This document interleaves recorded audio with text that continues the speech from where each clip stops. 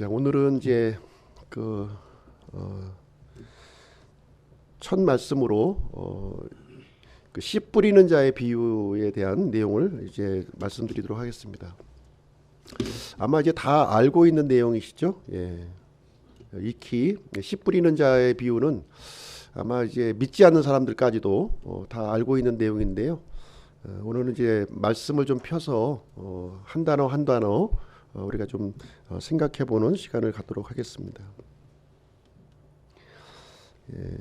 그리스어로 이제 파라볼레라고 하는 이 그 단어에서 비롯되었는데요. 영어로는 이제 패러블이죠. 그 의미는 이제 어떤 의미를 갖고 있냐면 이제 어떤 것과 다른 것을 이제 비교한다는 의미를 가지고 있어요. 그 옆에 이렇게 갖다 놔서 이제 비교해서 그 뜻과 의미를 발견할 수 있도록 해주는 것입니다.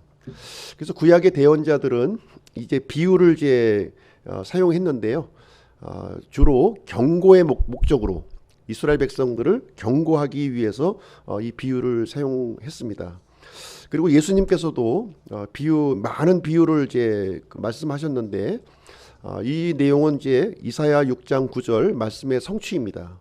메시아께서 오시면은 이렇게 비유를 통해서 이렇게 말씀하실 것을 미리 말씀해 주셨어요. 그래서 특정한 영적 진리를 이렇게 설명하시기 위해서 우리 눈에 보이는 물건이나 사건으로 이렇게 설명을 해 주셨습니다. 그러나 우리가 여기서 좀 알아야 될 것은 무엇이냐면 예수님의 말씀 전체가 비유가 아니라는 거예요. 이것을 이제 이 신천지 쪽에 계신 분들은 예수님의 말씀뿐만 아니라 성경 전체가 이제 비유로 되어 있고 자신들이 이제 해석권을 가지고 있다 이렇게 주장하고 있는데요. 예수님 말씀 전체가 이제 비유가 아닌 것이죠. 그들이 이제 주장하는 이 이제 근거가 이제 마태복음 13장 34절에 이제 기록되어 있는데요. 예수님께서 이 모든 것을 무리에게 비유로 말씀하시고 비유가 없이는 그들에게 말씀하지 아니하셨으니 이제 이 말씀을 이제 근거로 하고 있는 것이죠. 예수님께서 이 모든 것을 이제 비유로 하셨다는 거예요. 그러니까 이제 그러면 이 모든 것이 뭐냐? 모든 것을 이제 지칭하는 것을 성경 전체의 말씀을 얘기하는 건 아니죠, 분명히. 그리고 예수님 전체의 말씀도 아닌 거예요. 그래서 예수님께서 주로 비유로 이제 말씀하신 내용은 어떤 내용이냐면 이 하늘의 왕국에 관련된 이 내용을 이제 비유로 주로 이제 말씀하셨다는 내용이 이제 되겠습니다. 오늘은 이제 그 중에서 이제 씨 뿌리는 자의 비유를 한번 이제 살펴보실 텐데요. 이제 오늘 본문 구성을 보시면 11절부터 13절까지 이 씨 뿌리는 자의 비유는 모든 비유, 예수님께서 하신 모든 비유의 열쇠가 된다는 거예요. 열쇠. 그래서 예수님의 다른 비유를 이해하기 위해서는 반드시 이 씨 뿌리는 자의 비유를 알아야 된다는 거죠. 굉장히 중요하다는 거죠. 14절부터 15절까지는 길가에 뿌려진 말씀, 16절부터 17절 돌밭에 뿌려진 말씀, 18절에서 19절 가시나무들 사이에 뿌려진 말씀, 20절은 좋은 땅에 뿌려진 말씀입니다. 중심 내용은 구원받은 사람이 그리스도의 성품의 열매를 맺는다는 내용이 이제 되겠습니다. 자, 그러면 이제 11절 말씀을 좀 보실 텐데요. 11절 한번 보시죠. 11절. 그분께서 그들에게 이르시되 하나님의 왕국의 신비를 아는 것이 너희에게는 허락되었으나 밖에 있는 자들에게는 이 모든 것이 비유들로 행하여 졌나니. 여기 이제 비유를 듣는 대상을 지금 이제 설명을 해주고 있는데요. 여기 보시게 되면 너희라고 하는 대명사가 있고요. 밖에 있는 자들이라고 하는 표현이 나오는 거예요. 너희와 밖에 있는 자들. 그러니까 너희는 어디에 있는 거예요? 안에 있는 거죠. 안에 있는 사람들을 얘기하는 것이고요. 밖에 있는 사람들은 이제 밖에 있는 사람들을 이제 지칭하고 있는 것인데 1차적으로 너희는 이제 제자들을 의미합니다. 제자들이고요. 밖에 있는 사람들은 지금 이제 유대인들, 그러니까 종교 지도자, 당시에 예수님을 배척했던 종교 지도자들이 바로 이제 밖에 있는 자들이다, 이렇게 얘기를 해주고 있습니다. 그래서 이것은 궁극적으로 너희 안에 있는 사람들은 어떤 사람들이에요? 이 씨 뿌리는 그 비유에서 보시게 되면 알곡들이 알곡들이 이제 너희에 해당되는 것이고요. 밖에 있는 사람들은 쭉정이. 그러니까 우리가 그 곡식을 이렇게 농사를 지었을 때 곡식 안에 알곡이 있는 나달이 있고요. 알곡이 없는 나달이 있죠. 알곡이 없는 나달은 뭐라고 그럽니까? 쭉정이라고 그러는 것이고, 알곡이 꽉 가득 차 있는 것을 이제 알곡이라고 하는 것입니다. 이 비유를 듣는 대상을 이렇게 구분을 해주고 있고요. 그래서 이 밖에 있는 사람들은 이 예수님께서 말씀하시고자 하는 이 하늘의 왕국의 이 실체를 경험할 수 없다는 거예요. 비록 비유로 이렇게 말씀을 전해주시지만 그 실상을 경험할 수 없다는 것을 얘기해 주고 있어요. 그럼 밖에 있는 사람들은 어떤 사람들이냐? 세 종류의 사람이 있다는 것이죠. 길가와 돌밭과 가시밭이라는 거예요. 예. 그 세 종류에 있는 이 사람들은 하나님의 왕국의 그 이 실상, 그 내용을 보기는 보아도 알 수 없고 듣기는 들어도 깨닫지 못한다는 내용을 이제 얘기를 해주고 있는 거예요. 그러면 이 밖에 있는 사람들의 그 특징을 12절에서 설명을 해주고 있죠. 자세하게 12절을 보시면 이것은 그들이 보기는 보아도 알지 못하고 듣기는 들어도 깨닫지 못하게 함으로써 언제라도 그들이 회심하여 자기 죄들을 용서받지 못하게 하려 함이라. 굉장히 무서운 말이죠. 예, 이 밖에 있는 사람들은 구원받지 못한단 말이에요. 구원받지 못한다. 이제 이 얘기를 예수님이 해주고 있는데, 마치 이제 이 12절 내용을 보시게 되면 하나님께서 이 밖에 있는 사람들을 구원받지 못하게 하는 것처럼 지금 기록되어 있는 거죠. 책임이 누구에게 있어요? 하나님께 있는 것처럼 지금 이제 이 묘사가 되어 있지만, 실질적으로 하나님의 책임을 얘기하고 있는 것이 아니라 이 사람의 책임을 강조하고 있는 거예요. 지금 아주 그 하나님의 그 주권적 수사법이라고 그러는 겁니다. 이것을. 예. 그래서 이 성경의 내용을 보시게 되면 이런 표현이 많이 나와요. 그 이 이집트의 파라오의 마음을 강팍하게 하셨다는 거예요. 하나님이 강팍하게 하신 게 아니에요. 예. 이 주권적 수사법이라고 그랬어요. 예. 이것은 그 이 파라오가 하나님을 향해서 품은 그 마음이 너무나 이렇게 완고하고 꺾지 않는다 하는 것을 이제 이렇게 그 아주 강조하는 표현이 되겠습니다. 하나님께서 이렇게 내버려 두신다, 이런 표현이 또 나와요. 하나님은 내버려 두시는 분이 아니에요. 어떻게 하든지 이렇게 끌어들이려고 하시는 분이시지. 그러나 그 사람의 마음 상태가 이 하나님의 이런 권유하심, 이 청함을 받아들이려고 하지 않은 그런 그 마음 상태에 있다는 것입니다. 또 때로는 이제 미혹하게 하신다 하는 또 표현이 나와요. 하나님이 미혹하시는 게 아니죠. 그들이 미혹을 당하는 겁니다. 당하는 거예요. 그래서 이 주권적인 수사법으로 이렇게 이해를 하시면 되겠습니다. 그래서 이 사람들이, 이 밖에 있는 사람들이 보아도 알지 못하고 들어도 깨닫지 못하는 상태가 왜 이렇게 일어나게 되었느냐? 인간의 책임을 강조하고 있는 거예요. 이 말씀은 이렇게 이해하시면 되고요. 그래서 하나님께서 원하시는 것이 무엇이냐면 이렇게 그 하나님의 심판 가운데 머물러 있지 말라는 거죠. 너희들은 그렇게 해서 멸망당해라, 이 뜻이 아니라 그런 상태에 있으므로 빨리 이렇게 그 하나님의 뜻 가운데로 이렇게 들어올 것을 강력하게 권고하는 그런 말씀이 되겠습니다. 그래서 이 길가에 있는 사람들, 돌밭에 있는 사람들, 그리고 가시밭 나무 밭에 있는 사람들은 어떻게 하라고요? 회개하고 구원을 받으라 하는 강력한 요청이 이 말씀에 담겨져 있다, 이렇게 이해하시면 되겠습니다. 그럼 구원받지 못하는 결과가 이제 이유가 무엇이냐? 그 결정적인 이유를 제가 한번 예를 들어서 한번 설명을 드리도록 하겠습니다. 하나님께서는 물을 담아 주려고 하는 거예요. 은혜를 주시는데요. 은혜를 이렇게 주시는데 은혜를 주시는 하나님 편에 문제가 있는 것이 아니라 누구에게 문제 있느냐? 받는 사람 편에 문제가 있다는 거예요. 하나님 은혜를 부어 주십니다. 이렇게 아주 가득하게 우리에게 부어 주시는데 이 물을 담는 항아리에 문제가 있다는 거예요. 첫 번째 항아리는 어떤 문제가 있냐면 이 항아리를 엎어놓은 거예요. 아니 물을 아무리 부어줘도 이 항아리가 엎어져 있으면 어떻게 됩니까? 다 흘러 넘쳐버리는 거죠. 이런 사람들이 어디에 해당되냐면 길가에 해당되는 사람이라. 길가에. 그렇죠. 그 다음에 어떤 두 번째 항아리는 어떤 항아리냐면 밑둥이 깨어져 있어요.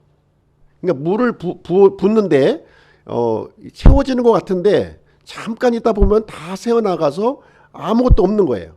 하나님의 은혜를 베풀어 이렇게 주시지만 시간이 지나면 이제 밑둥이 깨어져 있어서 이제 물이 이제 빠져나가는 것이죠.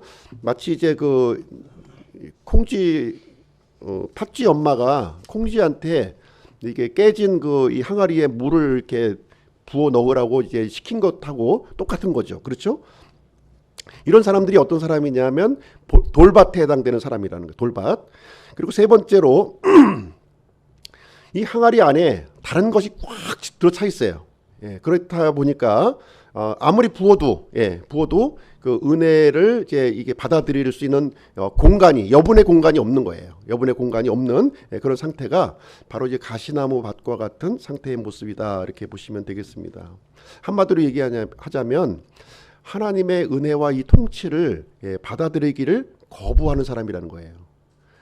본인이 의도하지 않았던 여러 가지 여건들이 그러한 여건에 조성되어 있는 사람들을 얘기해주고 있습니다.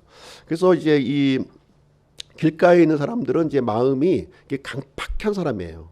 하나님을 대적하고 이제 교회에 교자만 나와도 막 이렇게 그 신경이 곤두서고 이런 경우가 있습니다. 그래서 강팍한 사람이고요. 그다음에 돌밭과 같은 사람은 말씀은 이렇게 들어 열심히 이제 아주 달게 듣는데 그게 오래 가지 않는 거예요. 그냥 다 이렇게 그 스며들어 가지고 없어져 버리는 상황이 되는 사람이고요. 그다음에 이제 이 가시나무 밭과 같은 사람은 어떤 사람이냐? 하나님이 아닌 다른 것들로 마음속에 가득히 차 있는 거예요. 너무나도 분주하고 해야 될 일이 많은 거예요. 그러다 보니까 하나님을 정작 담을 수 없는 그런 상황으로 이해하시면 되겠습니다. 히브리서 4장 2절 말씀 보실게요. 우리뿐만 아니라 그들에게도 복음이 선포되었으나 선포된 그 말씀이 그것을 들은 자들 속에서 믿음과 섞이지 아니하였으므로 그들에게 유익을 끼치지 못하였느니라. 복음이 선포가 됩니다. 열심히 들어요. 열심히 듣지만 그것이 유익이 되지 않는다는 것을 이제 얘기해 주고 있는데요. 왜 유익이 안 됩니까? 믿음으로 섞이지 않는 거예요. 믿음으로 섞지를 않으니까 아무리 이제 말씀을 듣지만 그것이 나에게 전혀 유익으로 다가오지 않는다는 것이죠. 그럼 믿음이 무엇입니까? 믿음이 내가 입술로 고백하면 되는 건가요? 입술로 고백하는 것은 올바른 믿음이 아니에요. 이거는 얼마든지 우리는 이제 그 립 서비스로 얼마든지 할 수 있는 부분입니다. 지적인 동의, 거기에 동의합니다. 동의 가지도 안 된다니. 동의를 가지고도 이 믿음을 그대로 대체할 수는 없어요. 이 믿음이라고 하는 것은 이 우리 마음의 중심에 이 말씀을 받아들이는 것을 얘기하고 있는 거예요. 그래서 이 전적인 신뢰, 말씀에 대한 전적인 신뢰, 그리고 이 하나됨을 이제 의미하고 있습니다. 이 믿음은 하나됨. 그 말씀과 내가 하나됨, 이것이 바로 믿음의 이제 본질적인 내용이 되겠습니다. 그래서 오늘 이제 씨 뿌리는 자의 비유인데요. 이것은 이제 모든 비유의 열쇠라는 것이죠. 모든 비유의 열쇠예요. 굉장히 중요하다는 거예요. 이 씨 뿌린 자의 비유를 이제 이해하지 못하면 나머지 비유는 이해할 수 없는 거죠. 당연히 열쇠와 같은 그런 비유가 되겠습니다. 13절이 그 내용을 설명해 주고 있어요. 13절 한번 보실게요. 또 그들에게 이르시되 너희가 이 비유를 알지 못하느냐? 그러면 어떻게 모든 비유를 알겠느냐? 이렇게 하고 있어요. 그러니까 이 비유가 그 관문과 같은 관문, 출입구와 같은 거예요. 출입구를 열고 들어가야만 이제 그 안에 내용이 있는 것을 알 수가 있는데 이 씨 뿌리는 자의 비유를 알지 못하면 이 안에 있는 것은 절대로 알 수가 없음을 여기서 설명해 주고 있는 것이죠. 그래서 이 비유는 이 예수님의 다른 비유의 이 기초 열쇠가 되는 그런 내용이 이제 되겠습니다. 그래서 이 비유는요, 안에 있는 사람과 밖에 있는 사람, 이 모습을 우리에게 가르쳐 주고 있는 거예요. 예. 예수님 안에 있는 사람과 예수님 밖에, 그러니까 구원받은 사람과 구원받지 못한 사람을 이제 설명을 해주고 있는 것인데요. 안에 있는 사람들로 인해서 이제 천국 백성이 이제 구성되는 거죠. 예, 천국 백성이 구성되는 것이고, 이 밖에 있는 사람들은 어떤 사람들이냐? 세상 백성들이에요. 지금 죄와 마귀의 이 통치 아래 지금 이제 머물러 있는 그런 사람들이 이제 되겠습니다. 그래서 이 씨 뿌리는 자의 비유를 통해서 누구를 발견해야 됩니까? 예수 그리스도를 발견하셔야 되는 거예요. 우리의 유일한 구원자 되시는 예수 그리스도를 발견해야 하는 것입니다. 그럼 이제 차례차례 한번 보시도록 할게요. 길가에 이제 뿌려진 말씀인데요. 길가에 뿌려진 14절 말씀 보시겠습니다. 씨 뿌리는 자는 말씀을 뿌리느니라. 예수님께서 이제 이 아주 그 자세하게 직접적으로 설명을 해주고 있어요. 씨 뿌리는 자는 누굽니까? 예수님이시고요. 또 씨는 뭐예요? 씨는 하나님의 말씀, 복음이죠. 예. 그리고 씨 뿌리는 장소는 어디입니까? 세상에다가 이제 뿌리고 있는 내용이 되겠습니다. 이 팔레스타인 지형을 우리가 좀 이해할 필요가 있는데요. 팔레스타인 지형은 성경의 젖과 꿀이 흐르는 땅으로 묘사를 하고 있지만 농사짓기에는 전혀 부족한 땅이에요. 돌이 많고요. 이 물을 머금지 못하다 보니까 이게 농사를 지을 수 없는, 그러니까 농사를 지을 수 있는 땅이라고 하는 지역은 그 해안 쪽에, 지중해 해변 쪽에, 그쪽에만 일부 농사를 지을 수 있었고요. 나머지는 전부 산악지대로 이렇게 구성이 되어 있어서 농사를 지을 수 없는 아주 척박한 땅입니다. 아주 척박한 땅이고 이 열매를 맺을 수 없는 그런 아주 저주스러운 땅이다, 이렇게 이해하시면 되겠습니다. 그럼에도 불구하고 예수님께서는 이 열매를 맺지 못하고 있는 이 땅에 관심을 갖고 계시다는 거예요. 관심을 갖고 계시다는 거예요. 그래서 이 척박한 땅이 회복되기를 예수님은 간절히 원하고 있고요. 지금 이제 눈앞에 펼쳐져 있는 그 땅은 전부 길가와 같고 돌밭과 같고 가시나무 밭과 같다는 거예요. 마치 이것은 땅의 모습을 지금 얘기해주고 있지만 실질적으로는 누구의 모습이에요? 사람들의 모습이 이제 그런 거예요. 사람들의 모습이 그런 상황에 하나님의 백성으로서 하나님의 왕국의 열매를 맺을 수 없는 아주 그런 척박한 상황에 지금 놓여져 있다고 하는 것을 얘기해주고 있습니다. 그래서 예수님께서는요, 모든 사람들이, 세상에 있는 모든 사람들이 하나님의 말씀을 통해서 열매 맺기를 간절히 원하시고 있는 것입니다. 그래서 이제 우리가 이제 씨 뿌리는 자와 또 이제 그 말씀과 또 사람, 그리고 열매, 이렇게 이제 우리가 좀 생각을 해볼 수가 있는데요. 하나님께서는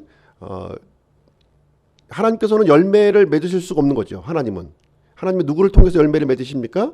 사람을 통해서 맺으시는 거예요. 그러니까 하나님께서 이 열매를 맺기 위해서는 사람에게 의존하셔야 돼요. 의존하셔야 되는 겁니다. 그리고 사람이 열매를 맺기 위해서는 어떻게 됩니까? 스스로 열매를 맺을 수가 없어요. 척박하기 때문에. 그래서 하나님의 말씀에 의존해야 되는. 그래서 이 사람과 하나님은 서로 상호 의존적인 관계에 있다는 거예요. 이 하나님의 왕국의 열매를 맺기 위해서는 상호 의존적인 관계에 머물러 있다. 그래서 사람은 이 회복을 위해서 하나님의 말씀을 받아들여야 되는 것이고요. 또 말씀은 사람을 통해서 이렇게 열매를 맺게 되는 이런 과정에 놓여져 있다는 거예요. 이 관계를 좀 우리가 좀 이해를 하셔야 되겠습니다. 그래서 길가에 해당되는 이 땅은요, 강팍한 마음을 얘기해주고 있는 거예요. 사람들의 이 강팍한 마음. 15절 한번 보겠습니다. 길가에 있는 것들은 이들이니 그들의 경우 말씀이 뿌려질 때에 듣지만 사탄이 즉시 와서 그들의 마음속에 뿌려진 말씀을 빼앗아 가느니라. 이 말씀을 듣긴 듣는데 한쪽 귀로 듣고 한쪽 귀로 이렇게 흘려보내는 거예요. 마치 이 사람은 어떤 상황이냐면 마귀들의 놀이터인 거죠. 마귀가 완전히 그냥 갖고 노는 사람이에요, 이 사람은. 그래서 말씀이 들어오는 대로 바로바로 이제 채워가는, 사탄이 채워가는 사람이 이제 되겠습니다. 그래서 이 사람 이 강팍한 마음을 가지고 있는 사람들은요, 어떤 이 태도를 갖고 있냐면 하나님을 향하여 아주 강한 반발심이 있다는 거예요.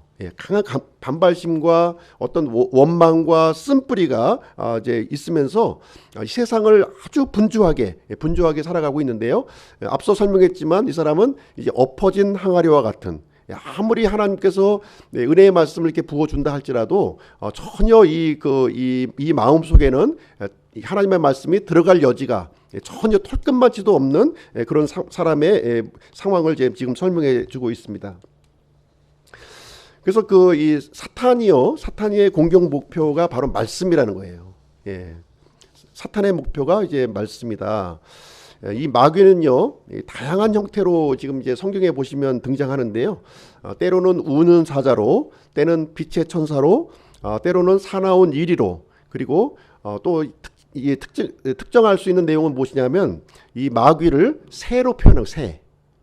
새가 먹이를 이렇게 쪼아 먹지 않습니까? 먹이를 이렇게 막 쪼아 먹는 장면이 있는데, 이 새가 먹이를 이렇게 쪼아 먹는 것처럼 이 마귀는 하나님의 말씀을 계속 쪼아 먹는다는 거예요. 계속 쪼아 먹는 이 영적인 분별력을 우리가 이제 볼 수 있다면 우리가 알 수 있을 거예요. 아무리 하나님의 말씀을 그 사람한테 전달을 해줘도 그 사람에는 이렇게 받아들이질 않는 거예요. 왜 안 받아들이냐면 완전히 사탄에 이렇게 얽매여 있다 보니까 계속 그 말씀을 빼앗아가 버리는 거예요. 뺏어버리는 그런 상황에 놓여져 있습니다. 그래서 마귀는 지금 이 순간에도 세상에서 또 이 교회 안에서도 역사를 하고 있다는 거예요. 계속 말씀을 빼앗아가는 거예요. 이 말씀을 빼앗아가는 역할을 하고 있고, 교회를 분열시키고 파괴시키고 결국은 멸망으로 이끌어가는 존재가 마귀다는 것을 얘기해주고 있습니다. 자, 두 번째 경우를 한번 보겠습니다. 두 번째, 돌밭에 뿌려진 말씀인데요. 16절 한번 보시죠. 16절. 또 그와 같이 돌밭에 뿌려진 것들은 이들이니 그들은 말씀을 듣고 즉시 기쁨으로 그것을 받아들이지만, 17절, 자기 안에 뿌리가 없으므로 잠시만 견디다가 후에 말씀으로 인해 고난이나 핍박이 일어나는 때에 즉시 걸려 넘어가는 자요. 즉시라는 말이 반복돼 나오죠. 말씀을 들으면 즉시 받아들여요.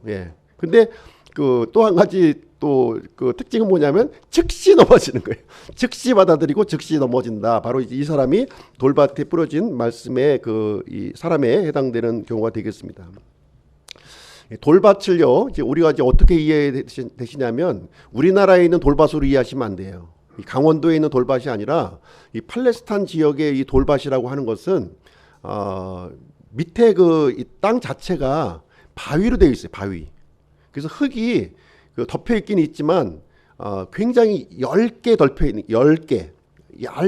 있는 겁니다. 그래서 씨앗을 이렇게 뿌리게 되면요, 바로 이제 뿌리를 내리자마자 접하는 부분이 돌이라는 거, 돌. 반석을 이제 접하고 있기 때문에 영양분이 뿌리로 못 내려가요. 그러면 영양분이 어디로 갑니까?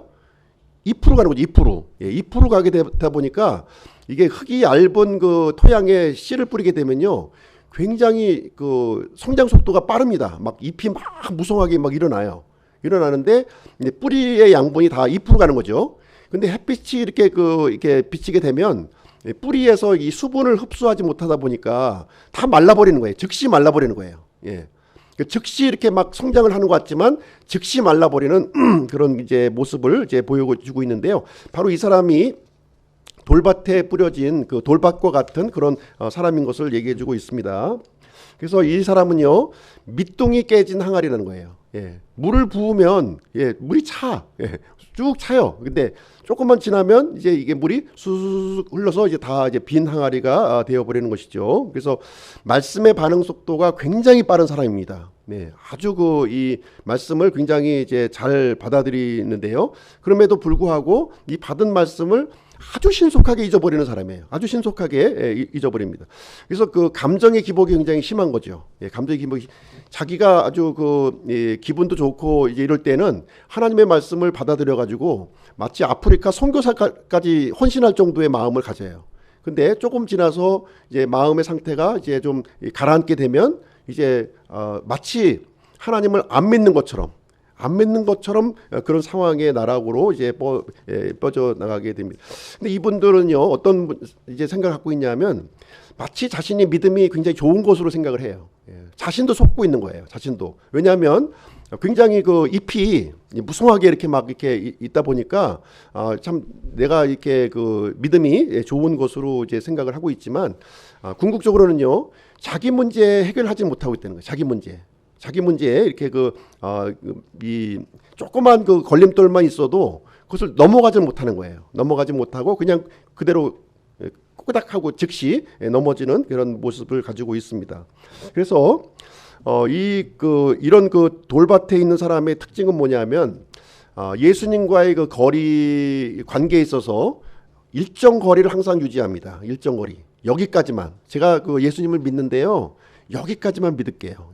이 어떤 한계, 자신의 어떤 이 한계점을 이제 정해놓고 있는 거예요. 왜냐하면 자기가 갖고 있는 그런 이제 이 돌이라고 하는 것이 어떻게 보면 이제 굉장히 큰 자아라고 볼 수 있거든요. 내가 갖고 있는 좋아하는 게 있어요. 그러니까 내가 좋아하는 말씀에 대해서는 아주 열정적으로 반응을 합니다. 근데 어떤 말씀은 내 마음에 안 맞는 거예요. 내가 갖고 있는 이 가치관하고 충돌할 때에는 즉시 그걸 이제 거부를 해버리는 그런 모습을 이제 보여주게 되는 것이죠. 그래서 참 이런 사람의 경우는 이제 어려움이 이제 발생하잖아요. 그러니까 어린아이로 얘기하다 보면 편식하는 사람들, 편식하는 어린아이 알잖아요. 그러면 건강하지가 못한 거예요. 그래서 이렇게 병이 오게 되면 이렇게 또 이제 금방 아프고 이제 이런 것처럼 이 영적인 부분에서도 동일합니다. 내가 어떤 말씀을 이렇게 취사 선택해서 이렇게 받을 건 받아들이고 내가 안 받아들일 거는 거부하고 이렇게 되면 건강하지 못한 거예요. 그러다 보니까 어려운 일이 생기든가 내 감정에 기복이 생기면 그것을 헤어나질 못해요. 헤어나질 못하고 일정 기간이 좀 지나야만 다시 또 회복이 되는 그런 모습을 이제 보여주고 있습니다. 그래서 자기 중심적인 신앙, 취사 선택적 신앙을 갖고 있는 사람이 바로 이제 돌밭에 해당하는 사람이다. 이렇게 성경은 말해주고 있는 것입니다. 그래서 예레미야 2장 13절에 보면 이제 이런 표현이 나와요. 내 백성이 두 가지 악을 행하였으니 곧 그들이 생수의 샘인 나를 버렸고 또 자기들을 위해 물 저장고들을 즉 물을 가두지 못할 터진 저장고들을 팠느니라. 이 두 번째 케이스에 해당되는 거예요. 돌밭에 있는 사람은 저장고를 갖고는 있긴 있는데 이게 터진 저장고라는 거예요. 그래서 아무리 채워도 채워지지 않는 그런 상황이 되어 있어서 그래서 이제 성장이 이제 없는 거죠. 이렇게 보면 시간이 많이 지나면 이렇게 성장을 해야 되는데 이렇게 다시 원위치로 가 있는 거예요. 다시 원래 상태로 다시 또 들어가 있고 또 체험을 받고 또 이렇게 흘러가고 또 체험을 받고 이런 그 상황에 머물러 있습니다. 그래서 저도 이제 많은 분들을 이렇게 만나 보면 시간이 지나서 이렇게 좀 변화된 모습, 이렇게 참 성장하셨구나 하는 모습을 이제 보는 사람이 있는 반면에 어떤 사람은 이렇게 한 5년, 10년 이렇게 지나서 만나도 옛 모습 그대로예요. 예전에 가졌던 그 믿음의 모습을 하나도 탈피하지 않고 그대로 이제 머물러 있는 사람이 있다는 거죠. 변화가 없는 거예요. 성장이 없고 변화가 없습니다. 왜냐하면 그 이유는 뭐냐면 내가 갖고 있는 고정관념을 깨트리지를 않고 있는 거예요. 여전히 그거를 쥐고 있다 보니까 거기에 맞는 부분만 내가 받아들이고 안 맞는 부분은 버리다 보니까 그 카테고리 안에서 머물러 가지고 전혀 성장도 없고 변화가 없는 그런 모습이 이제 되고 있는데요. 이런 분들이 바로 돌밭에 해당되어 있는 사람이 되겠습니다. 그래서 결정적인 한 걸음이 필요한 거예요. 바위 덩어리를 치워버려야 되는데 이 고정관념이 깨져야 되거든요. 이 자아가 깨져야 이제 주님이 중심에 들어오시는데 들어오실 수가 없는 거예요. 이제 이 자아가 너무 강력하다 보니까 주님은 이제 이렇게 좀 약간 곁다리에 필요한 부분만 도와주시고 안 필요한 부분은 제가 할게요. 이렇게 하다 보니까 이제 변화가 없는 상황이 이제 되겠습니다. 자, 세 번째 케이스를 보시게 되면요. 가시나무들 사이에 뿌려진 말씀입니다. 가시나무 18절 말씀 보시겠습니다. 18절.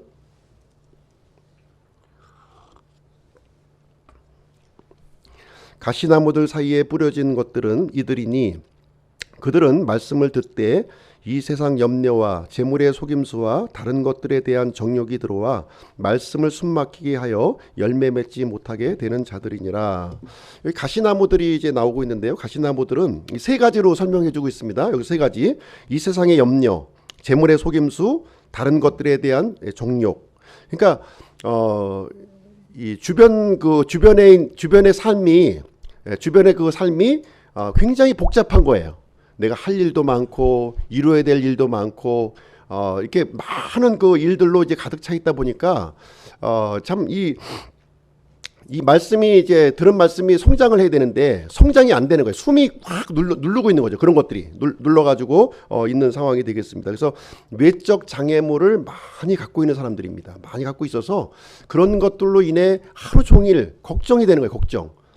나라 걱정도 많고 또 집안 걱정도 많고 자식 걱정도 많고 또 남편 걱정도 많고 이렇게 걱정이 많아요. 걱정 그 근심 걱정이 굉장히 이제 많이 있고 또 이제 재물의 속임수 이렇게 얘기하고 있는데요.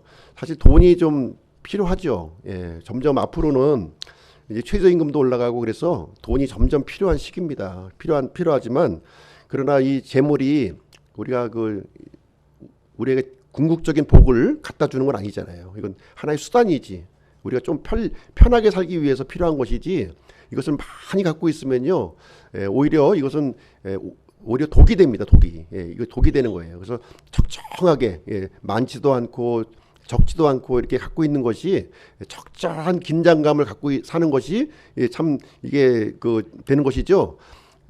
풍족하면요, 사람이 거기에 이제 빠져들 수가 있습니다. 그래서 이런 재물의 속임수. 그래서 자꾸 이제 이걸 늘리려고 하는 마음이 있는 거예요. 늘리려고. 그러면 이제 그 속임수에 넘어갈 수밖에 없는 것이죠. 그리고 다른 것들에 대한 이 정욕. 막 이게 성취하려고 하는 것이 있는 거예요. 이것도 하고 싶고 저것도 하고 싶고 막 이 하고 싶은 일이 이제 많이 있다 보니까 사실 이제 이 말씀이 성장할 그런 이제 그 기회를 이제 상실해 버리는 그런 상황이 되겠습니다. 그래서 이런 사람들은요, 항아리에 다른 것들이 가득히 차 있는 거예요. 주님이 들어올 여지가 없어요. 주님이 좀 들어오고 싶은데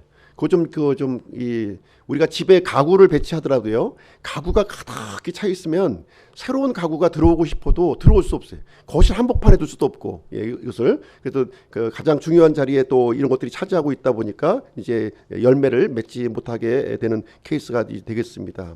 그래서 이제 이 가시밭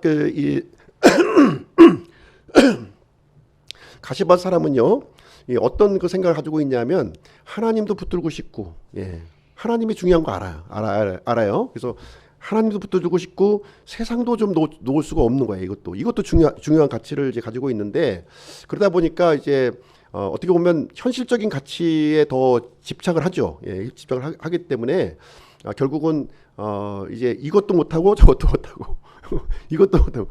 조금 전에 우리 그 종교 형제님 그 예배 전에 이제 말씀하셨는데, 뭐 도자기도 하고 싶고 또 그림도 그리고 싶고 하는데, 그림 그리다 보면은 그림에 빠지다 보면 도자기가 또 안 되고, 도자기 그리다 보면 또 그림이 안 되고, 집중이 안 되는 거예요. 한 가지를 좀 선택할 수밖에 없는 것이죠. 우리 영적인 부분에서도 마찬가지라는 것이죠. 하나를 선택해야 돼요. 세상을 선택하든 주님을 선택하든 그 두 개를 다 우리가 섬긴다고 하는 거는 대단히 힘든 거예요. 이게 체인지가 잘 안 돼. 이게요. 이게 팍팍 이게 돌아가면 좋은데 돌아가질 않습니다. 그래서 하나의 선택과 집중이 이제 점점 필요한 것 같습니다. 요한일서 2장 15절 17절 말씀 보시게 되면, 세상이나 세상에 있는 것들을 사랑하지 말라. 어떤 사람이 세상을 사랑하면 아버지의 사랑이 그 사람 속에 있지 아니하니, 이는 세상에 있는 모든 것, 즉 육신의 정욕, 안목의 정욕, 인생의 자랑이니 아버지에게서 나지 아니하고 세상에서 나기 때문이라. 세상도 그것의 정욕도 사라지되 하나님의 뜻을 행하는 자는 영원토록 거하느니라. 이렇게 우리에게 가르쳐 주고 있습니다. 그래서 이제 우리가 지금 중요하게 이제 한번 생각해 볼 것은, 목적과 수단을 좀 우리가 구별할 줄 알아야 돼요. 목적. 무엇이 목적입니까? 세상이 목적이어야 되나요? 아니면 하나님이 목적이 되어야 되나요? 우리는 뭐 당연하죠. 이성적으로 그냥 당연히 하나님이 목적인 것 같지만 실제적으로 우리의 그 삶의 현장을 보면 하나님의 목적이 되는 것이 아니라 세상이 목적이 되는 경우가 많아요. 그리고 하나님은 이제 수단으로 전락이 되는 거죠. 이게 세상의 목적을 이루기 위한 수단으로서 하나님을 이제 섬기는 그쪽으로 이제 이렇게 자꾸 이 방향이 이제 이렇게 흐트러지기가 쉬운 것이죠. 그래서 이렇게 되면은 결론은 자꾸 이중적이 되는 거예요. 내 삶이 믿음 생활이 이렇게 좀 순전하고 이렇게 되는 것이 아니라 자꾸 좀 이렇게 좀 뭔가 하나님이 머리로는 하나님의 중심이 돼야 될 것 같은데 또 삶은 하나님이 아니라 세상의 중심이 또 돼서 돌아가다 보니까 자꾸 이제 이중적인 이런 모습이 나에게 이제 발생이 되다 보니까 자꾸 이제 좀 혼란스러운 거예요. 이게 혼란스러운 상황이 이제 이루어지게 됩니다. 그래서 우리가 세상을 섬긴다면 이것은 이제 성경에서 분명하게 우상숭배라 이렇게 얘기하고 있어요. 우상숭배. 그래서 골로새서 3장 5절에 보시면 탐욕은 우상 숭배니라 이렇게 분명하게 명시를 해주고 있습니다. 그래서 하나님이 목적이 돼야 되는 거예요. 우리가 다른 일을 하더라도 하나님의 영광을 위해서 그렇게 할 수 있다면 하나님께서 더 그것을 이렇게 가치 있고 깊이 있게 해주시리라고 생각을 합니다. 자, 네 번째로 좋은 땅에 뿌려진 말씀 20절 말씀 보겠습니다. 20절 좋은 땅에 뿌려진 것들은 이들이니 그들은 말씀을 듣고 그것을 받아들이어 얼마는 30배 얼마는 60배 얼마는 100배의 열매를 내는 자들이니라. 자, 이 좋은 땅은 이제 어떤 사람이냐면 그리스도의 소유가 된 사람이에요. 이미 이제 이 마음의 중심에 주님이 들어와 있어. 주님이 목적이신 거예요. 그리고 이 나머지들은 이렇게 수단으로 이렇게 주님을 이렇게 섬기기 위한 수단으로 이렇게 배치를 해놓은 그런 사람이 이제 되겠습니다. 그래서 이 좋은 땅은 어떤 사람이 좋은 땅이냐? 처음부터 좋은 땅은 없다는 거죠. 다 나쁜 땅이에요. 다 나쁜 땅. 처음부터 좋은 땅이 없습니다. 그래서 이 좋은 땅이 되기 위해서는 어떻게 되느냐 하면 이 하나님의 말씀을 이렇게 들었을 때 이것이 무슨 말씀인지 내가 깨달아야 돼요. 이 말씀 깨달아야 되는 거예요. 그리고 죄사함을 우리가 받아야 되는 것이고요. 그 다음에 회심으로까지 이어진 사람이라는 것이죠. 그래서 말씀을 듣고 말씀을 깨닫고 죄사함을 받고 회심까지 이렇게 이루어진 것을 이제 좋은 땅이다 이렇게 성경은 얘기를 하고 있습니다. 그래야만 하나님의 열매가 맺어지는 거예요. 그제서야. 그냥 말씀만 막 듣는다고 해서 열매가 맺어지는 게 아니더라고요. 이 말씀을 무슨 뜻인지 그것을 알아야 되고요. 거기에 대한 반응이 나와야 되는 것이고요. 그 다음에 진정으로 그 방향으로 이렇게 진행이 되어야만 열매를 이제 맺게 된다는 것입니다. 이런 사람의 특징은 뭐냐면 세상과 동화가 되지 않는 거예요. 세상과 동화가 되지 않고 생각과 행동이 변화된 사람이 되겠습니다. 그래서 이 마음이 이제 그리스도의 성품으로 바뀌어지는 거죠. 그제서야 그리스도의 성품으로 바뀌어지고 정결한 처녀로 우리가 준비되게 됩니다. 이 구원, 우리가 받는 구원이라고 하는 것은 부부관계와 같아요. 부부관계. 길가와 같은 사람은 이제 어떤 사람이냐면 예수님을 오다 가다 이게 마주친 남자 정도로 생각하는 거죠. 오다 가다 마주친 사람, 그 남자 그렇게 생각하는 거예요. 돌밭과 같은 사람은 예수님을 어떻게 생각하냐면 흥미 있는 남자, 나의 어떤 나의 취향을 채워주는 그런 아주 흥미 있는 분이시다 이렇게 생각을 하는 것이고요. 가시나무 같은 사람은 예수님을 어떻게 생각하냐면 여러 애인 중에 한 사람으로 생각을 하는 거예요. 그리고 좋은 땅 같은 사람은 진짜 이 부부관계를 맺고 일편단심 존경하는 남편으로 생각하는 그런 사람이 이제 되겠습니다. 그러면 어떻게 하면 좋은 땅이 될 수 있는가 하는 것을 보겠습니다. 어떻게 하면 좋은 땅이 되느냐? 처음부터 좋은 땅은 없다 이렇게 말씀드렸어요. 처음부터 전부 우리들은요 버려진 땅이었고 저주받은 땅이었고 이 불모지 열매를 맺을 수 없는 그런 땅이었음을 얘기해주고 있습니다. 그럼 좋은 땅이 되기 위해서는 어떻게 되냐면 갈아엎어져야 된다는 거예요. 이제 조금 있으면 이제 봄이 이제 겨울이 지나서 봄이 올 텐데 봄이 올 때 농사 짓기 전에 반드시 하는 절차가 있어요. 갈아엎습니다. 다 갈아엎어요. 그래야 그 씨를 뿌릴 수 있는 조건이 형성이 이제 되는 것이죠. 그리고 이제 그 안에 있던 돌들을 다 제거해 버려야 돼요. 이렇게 다 제거해 버려야 됩니다. 그리고 가시덤불이 있다면 다 걷어냅니다. 뭐 비닐로가 있든지 뭐 요즘에 이렇게 농사짓기 위해서 검은색 비닐로 이렇게 덮잖아요. 다 걷어내셔야 돼요. 다 걷어내. 비닐을 그대로 놓고서 씨 뿌리면요 안 자라요 아무것도. 그래서 다 걷어내서 이렇게 소각하는 장면을 한번 보실 수 있을 것입니다. 그래서 우리가 이제 이 좋은 땅이 되기 위해서는 우리가 합당치 않은 땅이라는 것을 우리는 이제 알고 있어야 되고요. 우리 모두가 결정적인 한 걸음이 필요한 거예요. 요 조금만 지나시면 돼. 사실 이제 이 길가는 사실 이제 굉장히 힘들고요. 굉장히 힘들어요. 힘들고 그러나 이 돌밭과 가시밭은요 가능성이 굉장히 높은 거예요. 왜냐하면 하나님의 말씀을 들으려고 하니까 굉장히 높은 겁니다. 조금만 이제 한 걸음만 딱 내디면 이제 열매를 맺을 수 있는 쭉정이가 되지 않고 열매가 맺을 수 있는 그런 상황에 도달하게 됩니다. 그래서 이제 구약 성경에 이렇게 기록되어 있어요. 제가 한번 예레미야하고 호세아서 말씀드리겠습니다. 주께서 유다와 예루살렘 사람들에게 이같이 말씀하시느니라. 너희의 묵은 땅을 갈고 가시나무들 가운데 씨를 뿌리지 말라. 호세아서 10장 12절.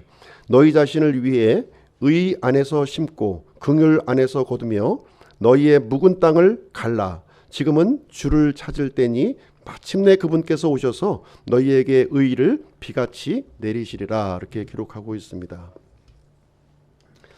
회개와 회심의 차이를 좀 잠깐 말씀드릴게요.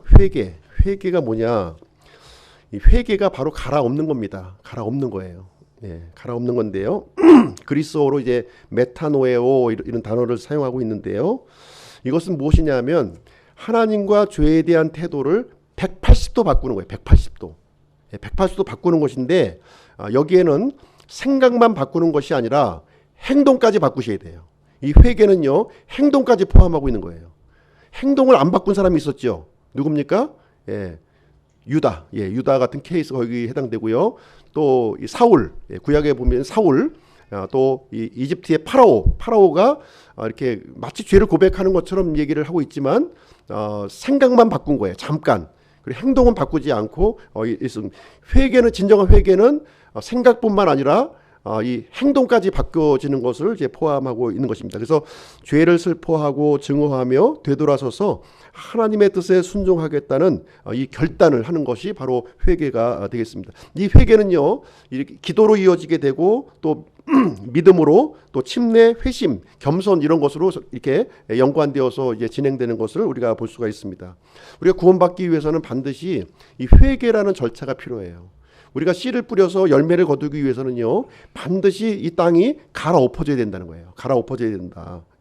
그래서 이 생명을 얻는 회개는 한 번 일어나지만 우리가 지속적으로 죄를 자복하는 그런 일들은 우리에게 있어야 된다. 그것은요 생각과 행동의 전환점이라는 거예요. 우리는 이제 잘못할 수 있어요. 구원받았다고 뭐 죄도 안 짓고 뭐 아주 그 거룩한 존재가 되는 게 아닙니다. 근데 여전히 우리는 그 잘못할 수 있고 실수할 수가 있어요. 그럴 때마다 하나님 앞에 죄를 그 자복하고 이렇게 자꾸 생각과 행동을 이렇게 바꿔 나가는 겁니다. 그것을 이제 그 회개를 통해서 진행을 하는 것이 되겠습니다. 그다음에 이제 회심인데요. 회개한 거로 끝나시면 안 되고요. 회심까지 가셔야 돼요. 회심. 영어로 이제 컨버트라는 것을 얘기해주고 있는 건데요. 이 회개와 회심은 상당히 비슷한 단어처럼 보이지만 그 내용이 좀 약간 틀리다는 거죠. 회개는 생각과 행동을 180도 바꾸는 거예요.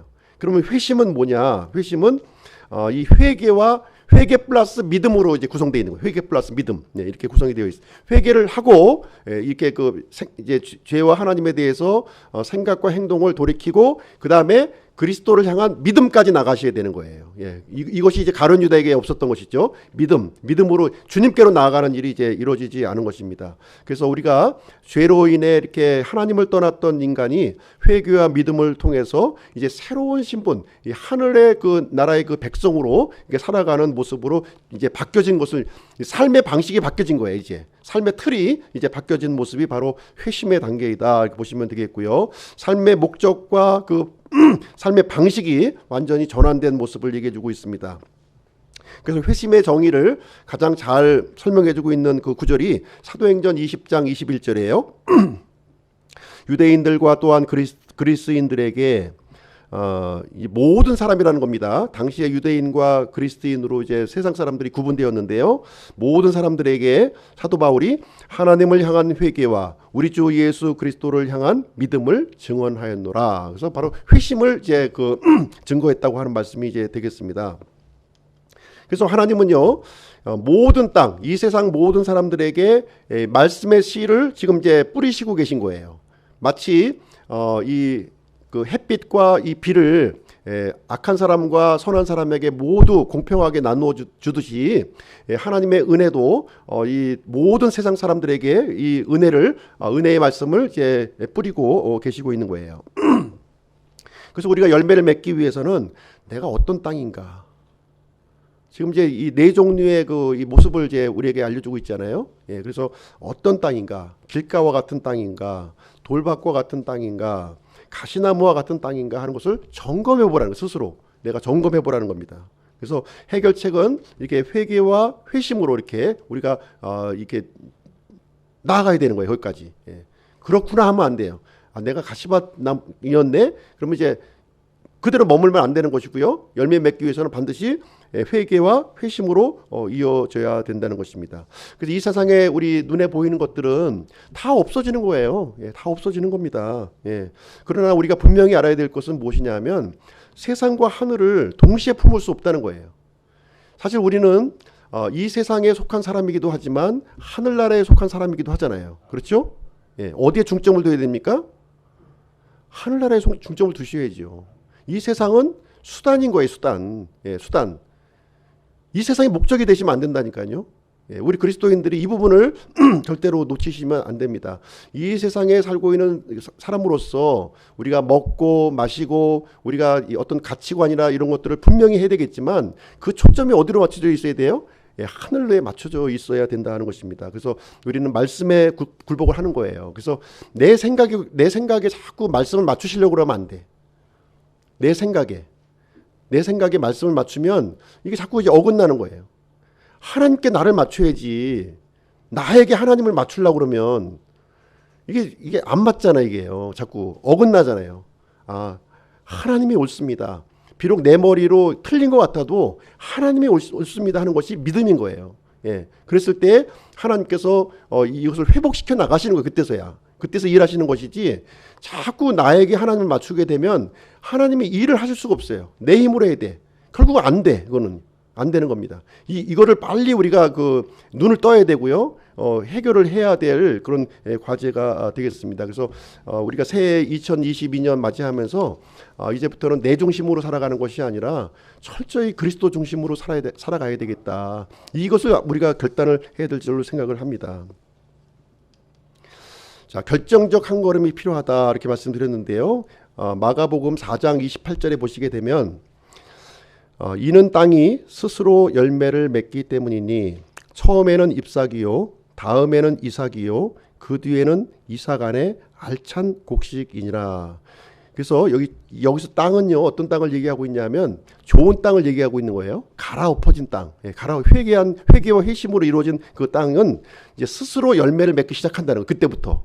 전에는 스스로 열매를 맺지 못하는 땅이었어요. 그러나 이제는 회개와 회심을 통해서 이제 열매를 맺는 그런 땅이 되어서 스스로 이제 열매를 맺어 나간다는 거예요. 이제 이게 뭐 특별히 노력하지 않아도. 그런데 이 과정이 보시게 되면요, 처음에는 잎사귀가 나오고 그 다음엔 이삭이 나오고 그 다음에 이삭 안에 알찬 곡식으로 이제 이어진다 이렇게 얘기해주고 있어요. 천국에 들어가는 거는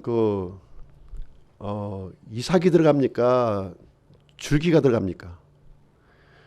이삭이 들어가는 거예요. 당연히 이삭을 내기 위해서 이 줄기가 필요한 거예요. 이삭을 맺기까지만. 이삭 맺으면 이 줄기는 뭐 퇴비로 쓰든가 아니면 불쏘시개로 쓰는 거예요. 이거는 아무 소용 없어요. 이거는요. 이삭이 중요한 거. 이삭이 실제 중요한 겁니다. 그래서 이삭이 이제 되는 것이 이제 중요한 건데요. 마치 내가 이렇게 이 대가 올라오면 이것이 내가 믿음이 있는 것으로 착각을 한단 말이죠. 잎사귀가 나오면 이거 물론 잎사귀가 있고 대가 있어야만 열매를 맺는 건 분명한 사실인데 요 자체가 이제 완성된 게 아니라는 거죠. 이 완성은 이 이삭까지 이게 연그러져야지. 이삭까지 연그러. 그러니까 우리가 구원을 받고 말씀이 심겨졌어요 우리 안에. 그래서 이 말씀이 활동을 하죠. 하나님께서 활동을 막 시킵니다. 그래서 이삭 그 잎도 내고 줄기도 낸단 말이죠. 예, 내는데 이런 돌밭과 이런 그 이 가시밭의 마음을 갖고 있으면 이게 이삭을 엿물지 못하고 쭉정이가 돼 버린다니까요. 쭉정이. 그러니까 이삭까지 여물어지는 것이 구원인 거예요. 구원. 예, 그것이 구원입니다. 그래서 하나님의 말씀이 심겨져서 내 생각이 변화가 되고 나의 삶이 변화가 되고 그것이 구원이지 그 전 과정은 전 과정이라는 거예요. 예, 그래서 구원은 우리가 단시간에 이루어집니다. 아이가 출생하는 것도 단시간에 출생해요. 예, 단시간에 이루어지지만 그 아이가 태어나기 위해서는 이 잎이 나고 이 줄기가 나는 이 과정이 있다는 거예요. 이 전 과정이. 그리고 나서 탁 이삭이 열려지고 되는 것이고 태아가 형성이 되는 겁니다. 그것이 이제 생명체가 이제 형성이 된 것이고 하나님의 백성으로 이제 구성원이 되는 거예요. 그래서 우리는 이미 초청장을 다 받았어요. 그렇죠?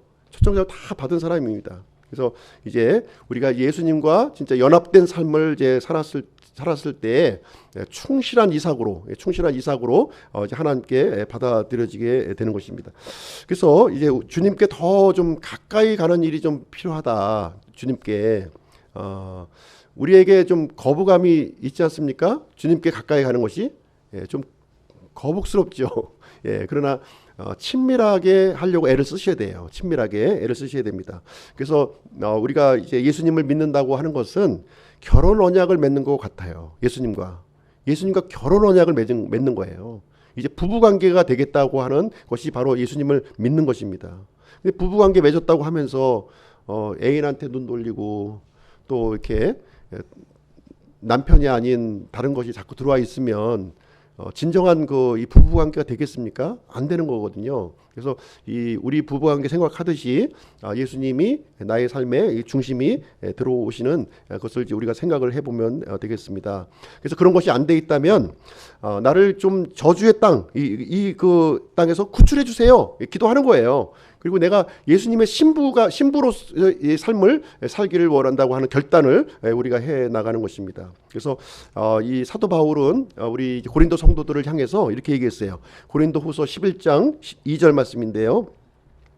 내가 하나님께 속한 질투로 너희에 대해 질투하노니 이는 내가 너희를 순결한 한 처녀로 그리스도께 드리기 위해 너희를 한 남편과 정혼시켰기 때문이다. 우리가 예수 그리스도를 믿는 것은 예수님과 정혼한 신부의 신부가 되었다고 하는 사실을 우리가 잊으시면 안 되는 거예요. 이 신분을.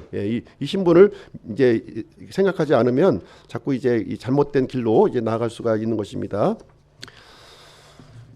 그러면 이제 말씀을 마치도록 하겠습니다. 즐거우시죠? 마지막 장 기다오면 2022년 새해에 좀 우리가 좀 결단했으면 좋겠어요. 그렇지 않습니까? 교회가 사는 길이 세상이 사는 길이에요. 교회가 부패했기 때문에 세상이 망가지고 있습니다. 그래서 우리가 그 분별력을 우리가 가져야 될 필요가 있는 것이고요. 교회가 너무 부패했어요. 지금 다 드러낼 수 없을 정도로 마치 회칠한 무덤과 같은 그런 모습을 가지고 있습니다. 우리가 이 시점에서 분명하게 우리가 생각해 볼 수 있는 것은 내가 그리스도 안에 있는가 밖에 있는 사람인가 한번 점검해 보세요. 밖에 있다면 예수님을 안으로 내가 이제 그 은혜의 말씀을 내가 들었으니 예수님을 이제는 내 마음 한복판 중심에 내가 모시겠습니다. 저의 잘못된 거 이 시간 회개합니다. 용서해 주시고 갈보리 십자가의 피로 다 용서해 주시고 예수님을 나의 인생의 주인이요 나 삶의 주인으로 가장 중심부에 내가 모시고 살아가겠다는 결단이 우리에게 있기를 바랍니다. 이미 그리스도 안에 들어오셨다면 이제 그리스도 편에 서세요. 이제 그리스도의 편에 서시라니까요. 자꾸 세상 편과 그리스도 편과 이렇게 그 양다리 걸쳐서 이렇게 서 계시지 마시고 그리스도 편에 확 들어와서 이렇게 그리스도를 위해서 사시기 바랍니다. 이제는 좀 성숙한 그리스도인들이 되었으면 좋겠어요. 이제 자꾸 이제 그 응석바지처럼 이렇게 그 어린아이의 모습에 머물러 있지 마시고 이제 성숙한 그 그리스도인으로, 그리고 우리의 그 믿는 최종의 목적은 우리의 성품이 예수님의 성품으로 바뀌어지는 거예요.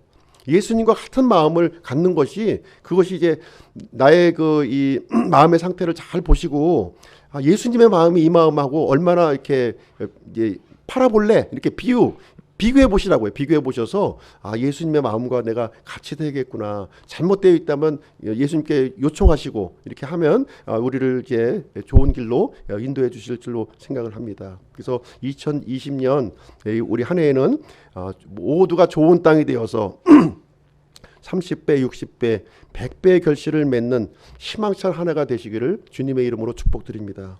기도하고 마치겠습니다.